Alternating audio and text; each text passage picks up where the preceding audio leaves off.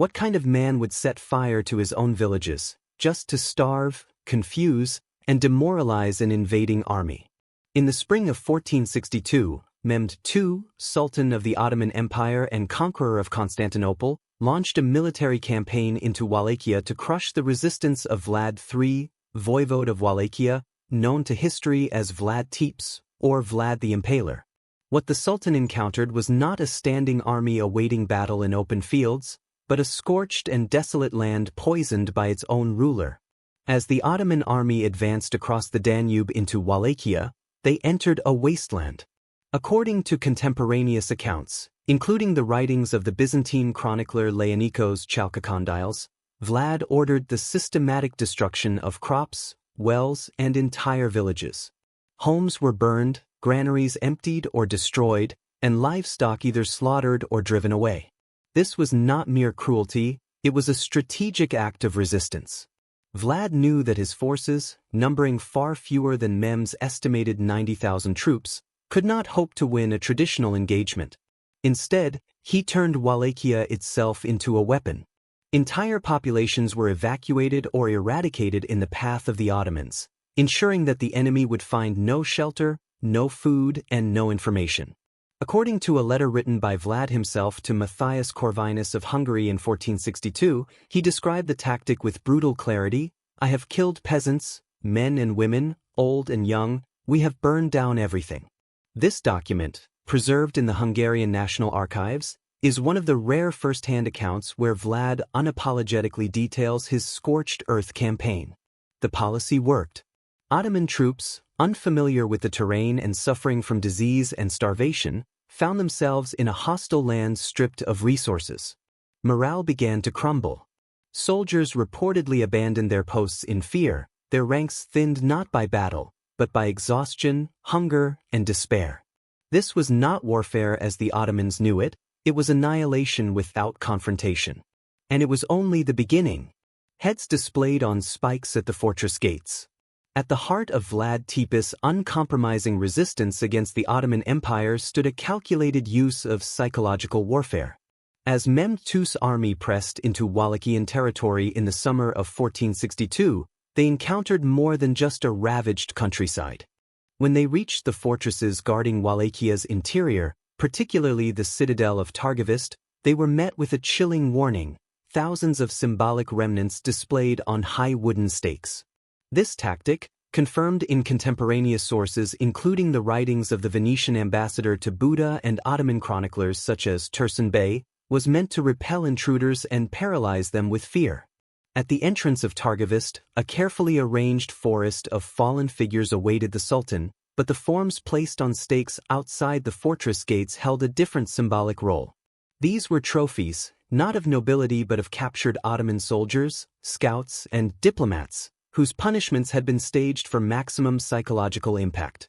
Some figures belonged to high-ranking Ottoman envoys sent by Mehmed prior to the invasion, and according to the 15th century Saxon chronicle from Brasov, Vlad punished these messengers after they refused to remove their turbans before him, claiming religious observance. Vlad reportedly answered that their turbans should be nailed to their heads in respect of their customs, and had them fixed before presenting them on stakes. Beyond the fortress gates, roads leading to towns such as Bucharest and Targovist were lined with stakes bearing grim remains, some newly positioned, others worn by time. Ottoman soldiers recoiled in horror, and chroniclers admitted that even hardened warriors were shaken by the sight. Impalement, Vlad's signature terror tactic, was more than punishment, it was a weapon of statecraft meant to instill fear in enemies, discipline his people, and define his rule in a contested region. Impalement was not invented by Vlad, and existed in various forms across the medieval world including within the Ottoman Empire. However, Vlad refined it into a display of calculated intimidation. Chroniclers record how he used impalement on an unprecedented scale during his reign from 1456 to 1462, driving a long wooden stake through the body from the lower torso upward, sometimes exiting through the upper body. Victims remained alive for hours, even days, and Vlad's officials positioned the figures in rows and formations, producing forests of fallen bodies. One of the most documented uses occurred in 1462 as Mehmed's forces approached Targovist, and chroniclers describe how Vlad ordered the display of 20,000 captives positioned outside the city in deliberate symmetry. The psychological effect was immediate, as Tursun Bey recorded that the Sultan halted his advance upon witnessing the field of impalements and was visibly disturbed by what he saw. Impalement was used even in peacetime to punish theft, dishonesty, and betrayal, and according to the Saxon chronicler Michael Behem, Vlad once sentenced a woman in this way for lying about her husband's labor, which he considered a danger to civic virtue. Mutilated and sent home. Vlad's brutal warning to the Sultan continued during the campaign of 1462 when Vlad confronted the advancing Ottoman Empire with scorched earth, forests of executions, and a personal form of psychological warfare through the marking and release of selected Ottoman captives. According to contemporaneous chronicles including Slavic sources, Vlad visibly disfigured Ottoman prisoners before releasing them. Eyes were damaged, noses and ears removed, and others permanently scarred or had their limbs impaired. These acts were not improvised cruelty, but carefully orchestrated punishments intended to terrify the Sultan's forces and destabilize morale. Beyond physical harm, Vlad reportedly humiliated prisoners before sending them away. According to 15th-century Slavic texts, he sometimes branded captives with hot irons or etched symbolic shapes into their skin, punishments that fused bodily torment with cultural mockery.